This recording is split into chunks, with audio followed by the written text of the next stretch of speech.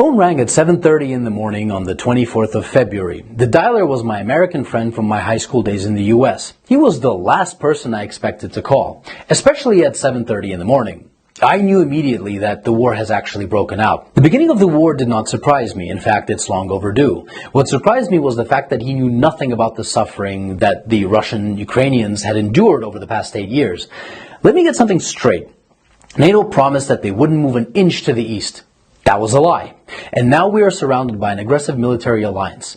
NATO gladly bombed Yugoslavia under the pretenses of potential genocide. Did they bomb just military installations? No. NATO destroyed schools, hospitals, bridges, cultural monuments, private businesses, and industrial plants. Did you forget about that? Did you forget about how NATO pumped money and weapons into Georgia right before Georgia bombarded Russian peacekeepers and civilians? Of course you did, because your media doesn't want you to know. Did you forget how yet another territory was ripped away from Serbia? Do you not remember Kosovo? Did you protest then? I bet you didn't, and I bet you didn't even care. Did you forget the invasion of Libya? If you're in Europe, you can't forget. Thousands of migrants are your daily reminder of what your governments did to that country. Did you protest the illegal invasion of Syria by Turkey and the US? I bet you didn't. Do you care about Saudi Arabia starving Yemen? I bet you don't.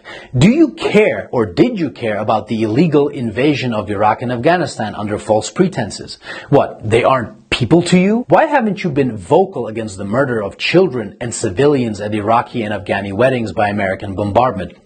Ah, that's right. They're brown people. They're probably worth less to you.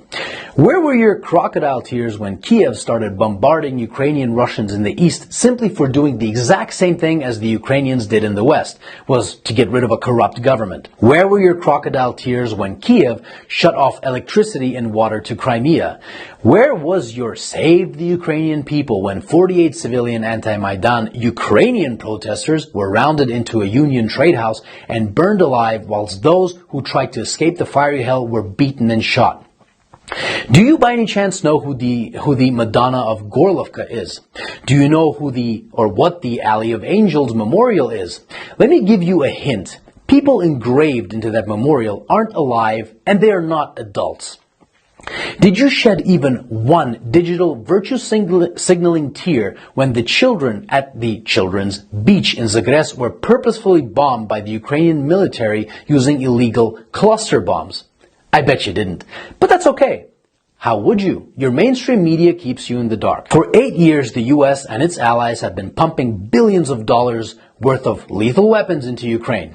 For 8 years, the Ukrainians have been waging a war with their own people in the east. And for 7 years, Russia and the people of the Donetsk and Lugansk republics have been patiently waiting for Kiev to adhere to the Minsk agreements. Should Russia have waited maybe 20 more years? You know, the amount of years that the US spent killing Afghanis. So whilst leaders like Boris Johnson, Joe Biden, Emmanuel Macron, Olaf Scholz, and Ursula von der Leyen have been virtue signaling about the poor Ukrainians, they have been robbing the Ukrainians of their dignity, making their economy run on loans from the IMF, and basically robbing them of their future. And Russia is to blame when we were their primary trading partner? The West pushed Russia into a corner. Protect yourself from an increasingly hostile neighbor who wants to become part of a hostile military alliance called NATO and lose Nord Stream 2, for example. Or watch Russian Ukrainians get slaughtered by the thousands. The West wanted to fight this war with Russia until the very last Ukrainian. Remember Kosovo? Well, the Lugansk and Donetsk republics have every right to exist. Russia didn't set the precedent. Your leaders did when they recognized Kosovo. And final food for thought. Why was there no bombardment of innocent civilians in Crimea, even though it's closer to Kiev than Donetsk is? I'll give you a hint. The actual Russian military was there, protecting the people. Here's another. The Ukrainian army has been fighting this invisible Russian army for 8 years now in the east, according to your mainstream media. Why then did the Ukrainian army collapse within 24 hours when fighting the actual Russian military? And since it did, what do you think your tax dollars were doing in Ukraine? That's right. Your tax dollars were used by Ukrainians in the West to kill Ukrainians in the East. And you didn't give a flying fuck about it. So if you haven't been following this conflict from day one and now you put the blue and yellow flag on your photo, wipe away your crocodile tears, please, and find out why your governments have been supporting those who have made a Nazi criminal, Stepan Bandera, their national war hero. Don't expect a good result from pushing a bear and a dragon into a corner. And definitely don't be surprised when that bear and that dragon begin pushing back.